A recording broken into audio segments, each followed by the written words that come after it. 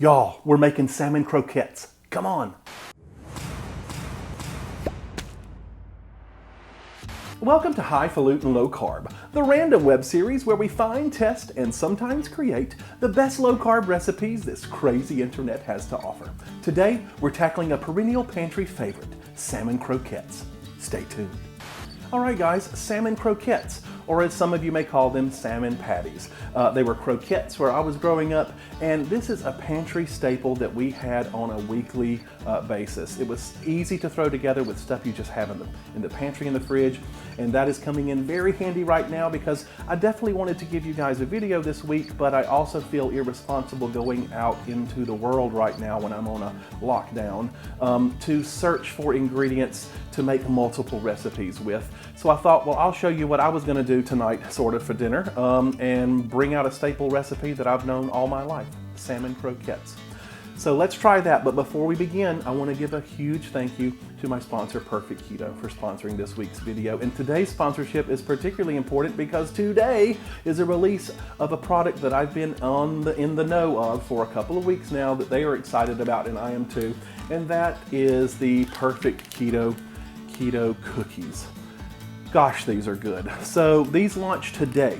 And what's so great about these is, especially in this time, I mean, well, first of all, for me, they're in portioned sizes, right? So for someone who has portion control issues like me, this is a safe way to enjoy a very delicious dessert and not have a plate full of cookies in front of you.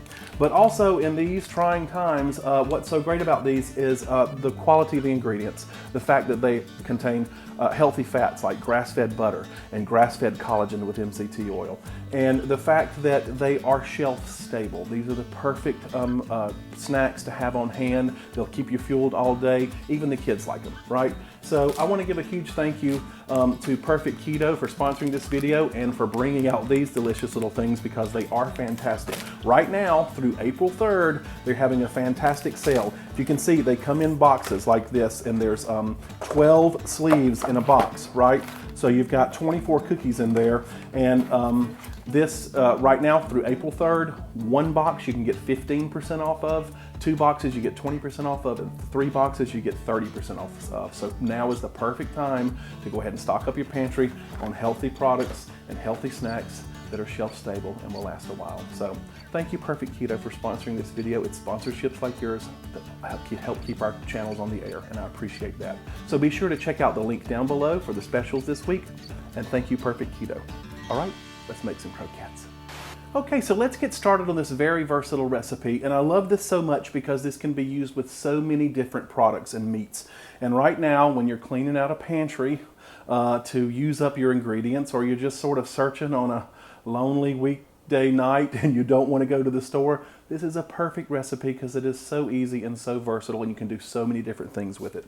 Okay, so we're going to start with a can, 14 and it's like a 15 ounce, almost a 15 ounce can of canned salmon. This is pink salmon. You can use red salmon. I leave the skin and the bones in because that's just the way I like it, and it's perfectly fine. So what's great about this is you can also use a couple of cans of tuna. You can use canned chicken. You can use little cans of little tiny salad shrimp.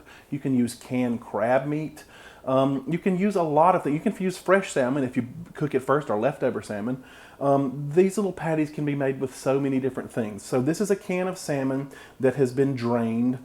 The traditional recipes, the southern recipes, call for not draining it, but that's because you're going to use things like saltine crackers or Ritz crackers or breadcrumbs or cornmeal to soak up the things, and we're going to use almond flour, and that's going to not be as absorbent. So I do drain it.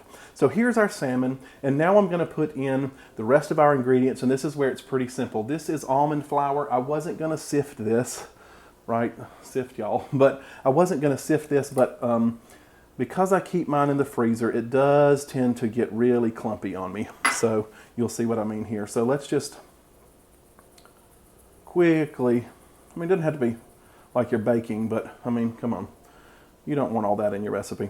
So again, my parents would have used saltine crackers, like a sleeve of saltines or sleeve of Ritz crackers, or you can use cornmeal, breadcrumbs. Some people even use leftover mashed potatoes. Makes for a very fluffy croquette. So now we're also going to add to that 1 beaten egg, And you want to beat it first because you're not going to be, you don't want to, when you're mixing this up, you want it combined well, but you don't want to over mix it into just mush. You know, this fish will eventually, because it's canned, will eventually just turn to mush, and you don't want that. It's almost like a crab cake when you think about it.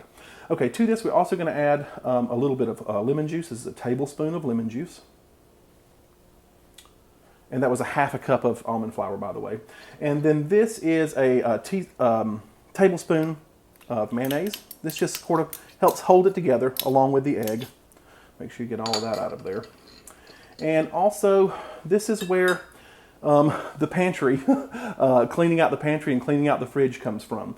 Okay, normally this would be made with perhaps a little bit of like a quarter cup of sliced green onions or minced fresh white onion. Just a very little bit. You want a little bit of freshness in there. But guess what? I don't have an onion in the house right now. So sure as heck ain't gonna go out and risk my life to get an onion, so or anybody else's life. So right during these times, so I'm just gonna add a half a teaspoon of onion powder. But we do want some of that crunchy, sort of like a crab cake has some little bits of vegetables in it. So here's where you can use about a quarter cup of celery, finely minced celery, or I'm using finely minced red bell pepper. If you had a jar of capers in the fridge, you could use that. There are a lot of different options. Some people could use olives.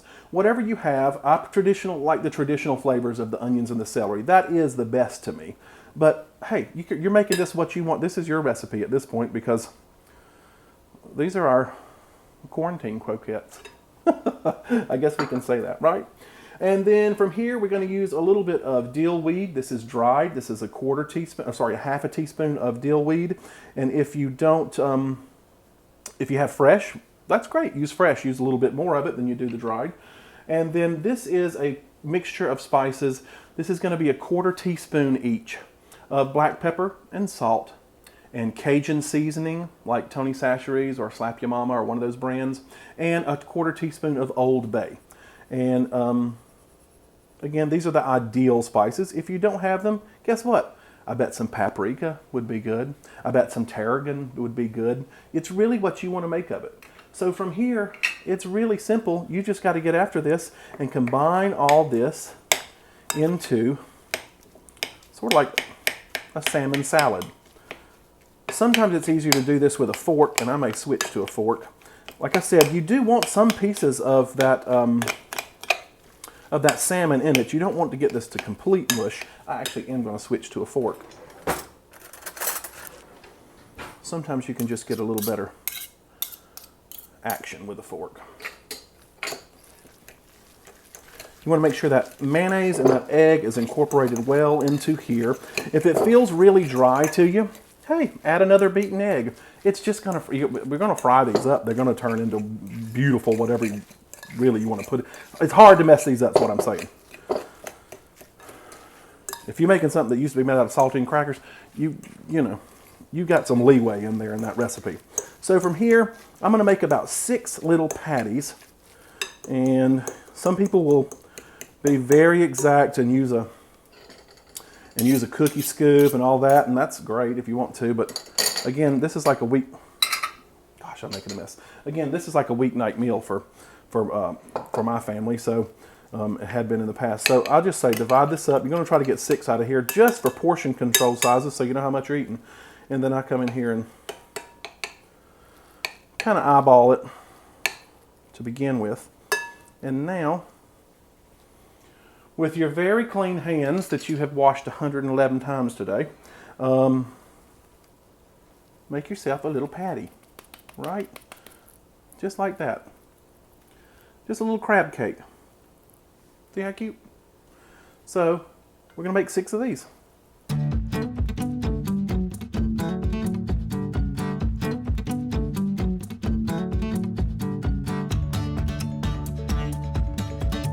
All right, so after you wash your hands, that's number 112 today, you're going to take these little patties, as you see here, there's 6 of them, and the best, you can go ahead and fry these, and we're going to use a little bit of a ghee or oil or butter. I'm going to use butter because that's what I had. But we're going to fry these, and you can go ahead and do that now, but you get much better results if you will refrigerate this for about a half an hour. Don't cover it. Just put it somewhere in your fridge to the side. Let them sit for 30 minutes. They kind of congeal. All the flavors sort of meld together. And more importantly, it helps with frying so you don't overcook them, which is easy to do because, right, the tuna is done. You're not cooking the tuna. And almond flour, because of the fat content, tends to burn easily in hot environments like oil. So refrigerate these for 30 minutes, and I'll meet you right back here, okay?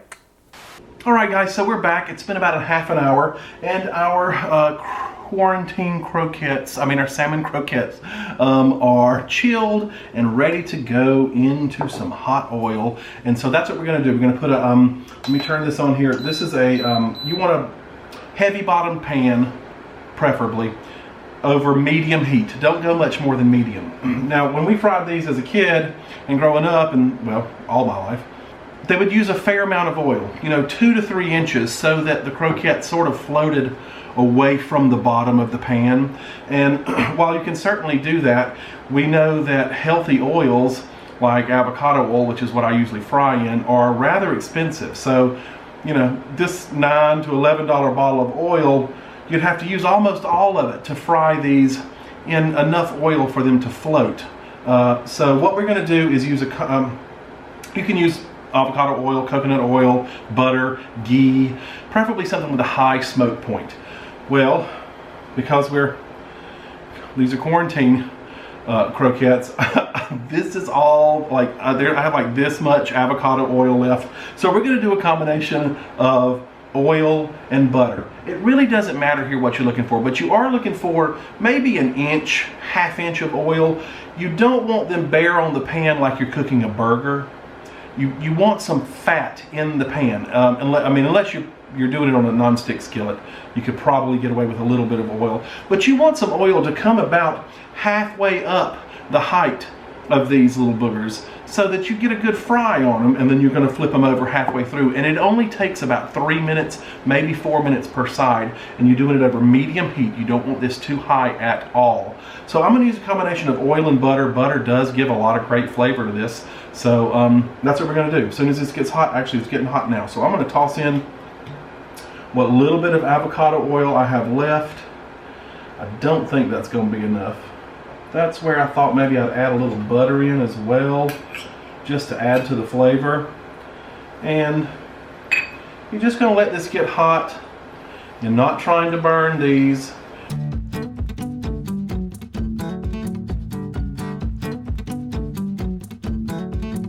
Let's put these in, and I'm going to tell you now, I'm going to save you a heartache. Do not put all 6 of these in one, unless you got a big old pan. Do not put all 6 of these in pan at one time. They've been chilled. They're going to take the temperature down wildly, and you don't want them overcrowded, because then you're just steaming, and you're going to make a hash. You're not going to make croquettes. So,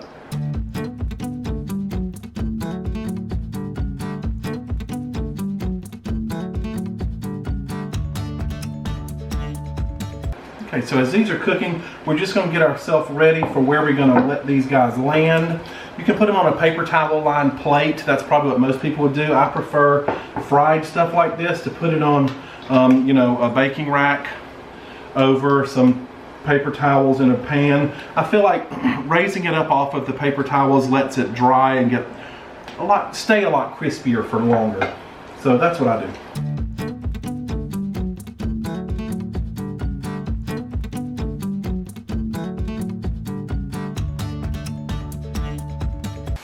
Hey, and of course my camera memory ran out right in the middle of talking, and I let these burn a little bit because I was fixing the camera. So these have been on for about 3 minutes. Flip them over. Oh, it smells so good.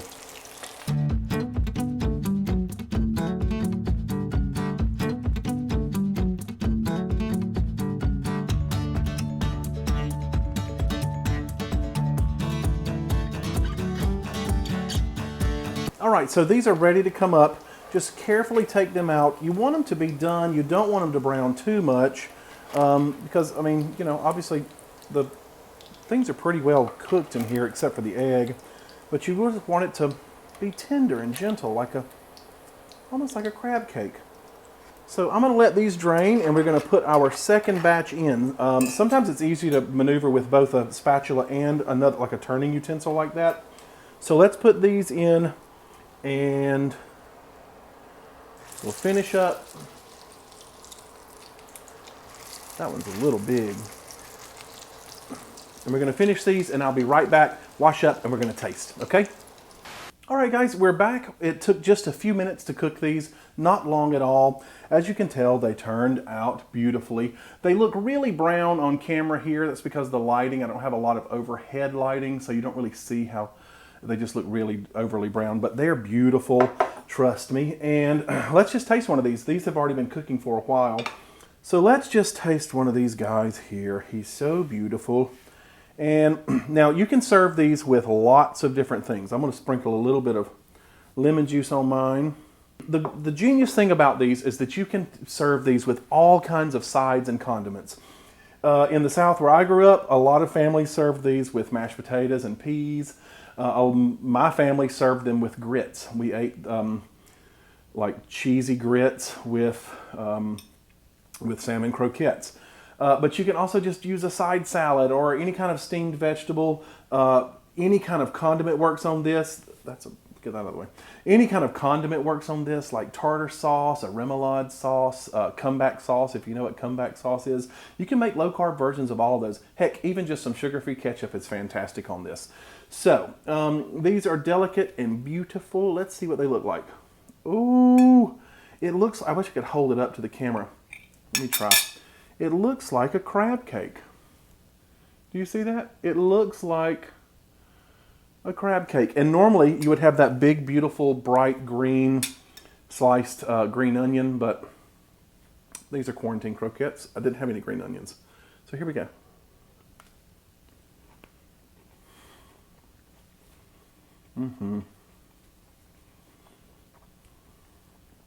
That has a very nostalgic taste for me. It's so good.